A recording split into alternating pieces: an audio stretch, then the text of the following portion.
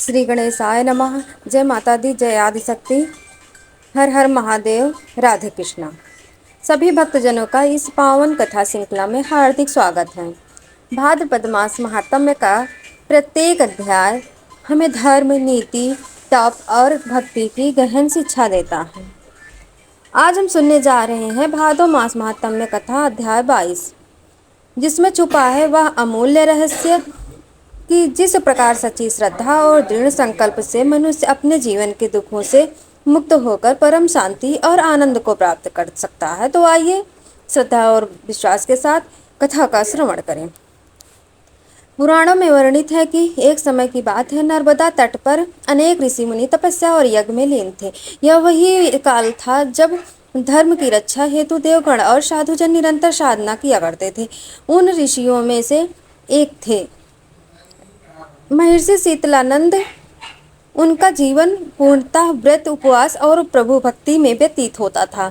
दिन रात में वे शिष्यगण को वेद पाठ और भगवान की महिमा का उपदेश देते थे।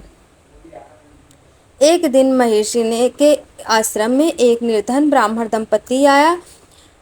उनके पास धन नहीं था, संतान नहीं थी और जीवन केवल दुख से भरा हुआ था। उन्होंने आकर महर्षि से प्रार्थना की, हे गुरुदेव, हमने जीवन भर कठिनाइयां सही है, न संतान सुख मिला, न धन का, न सम्मान का। कृपा करके हमें कोई उपाय बताइए जिससे हम जीवन की व्यथा से मुक्त हो सकें। महर्षि ने शांत स्वर में कहा, वत्स, यह भाद्रपद मास बहुत पवित्र है। इस मास में यदि श्रद्धा और नियम पूर्वक भगवान की पूजा, व्रत और कथा का श्रवण किया जाए तो असंभव भी संभव हो जाता है। तुम दोनों पति पत्नी इस मास में प्रत्येक सोमवार व्रत करो।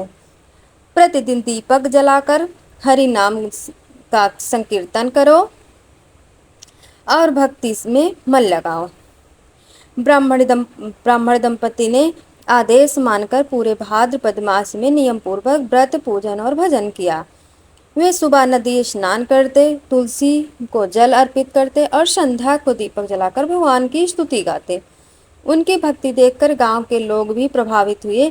धीरे धीरे पूरे गांव में भक्ति का वातावरण छा गया। एक दिन जब वे संध्या आरती कर रहे थे, तभी आकाश से दिव्य प्रकाश प्रकट हुआ। भगवान विष्णु स्वयं गरुड़ पर सवार होकर आए।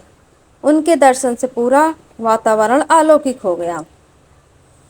भगवान ने करुणा भरे स्वर में कहा, वत्स, तुम्हारी भक्ति और दृढ़ संकल्प से मैं प्रसन्न हुआ हूँ। अब तुम्हें वह सब मिलेगा जो तुम्हारे जीवन में अभाव था। तुम्हें संतान सुख मिलेगा, जीवन में समृद्धि आएगी और तुम्हारे घर में सदा लक्ष्मी का वास होगा।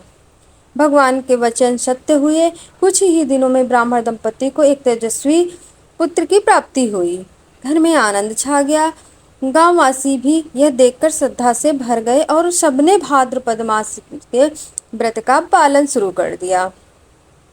धीरे धीरे यह परंपरा पूरे क्षेत्र में फैल गई और भाद्रपद मास की महिमा सबको ज्ञात हो गई। भाद्रपद मास में किया गया व्रत और पूजा कभी व्यर्थ नहीं जाती। सच्चे मन से की गई भक्ति से भगवान अवश्य प्रसन्न होते हैं।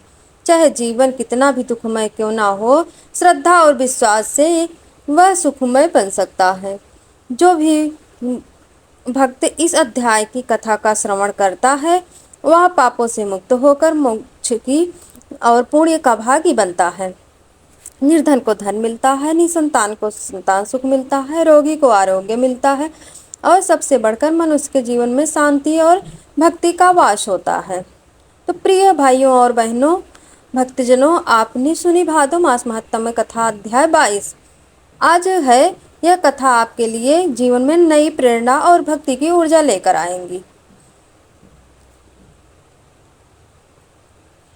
यदि आपको यह कथा अच्छी लगी हो तो कृपया वीडियो को लाइक करें, शेयर करें और चैनल को सब्सक्राइब करना ना भूलें।